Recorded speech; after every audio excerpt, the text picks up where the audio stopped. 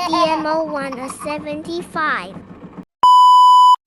Hello DMO1 S25, আশা করি আপনারা প্রত্যেকে অনেক বেশি ভালো আছেন। So welcome once again to another video. So today's topic is going to be hit and it's completely new. And yeah, it is video ready. So let's welcome to our guest. So যাওয়া যাক ডেস্কে, চলে আসুন। চলে আসলাম computer ডেস্কে। এখন খুব বেশি অপেক্ষা করব না, সরাসরি চলে যাব কম্পিউটার স্ক্রিনে। চলে আসুন কম্পিউটার স্ক্রিনে।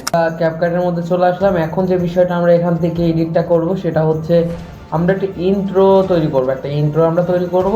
তো ক্যাপকাটে আসার পর ঠিক এমন একটি ইন্টারফেস আমাদের সামনে আসবে, ঠিক আছে? এটা হচ্ছে আমাদের ল্যাপটপের জন্য, অর্থাৎ ডেস্কটপ স্ক্রিন, এটা কম্পিউটার স্ক্রিন। সুতরাং সেক্ষেত্রে আমরা সিম্পলি একটা ইন্ট্রো তৈরি করব।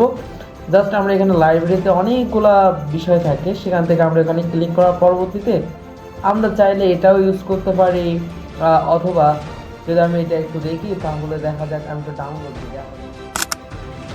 সো এটাই ছিল আজকের টপিক, আমাদের এই পর্যন্তই।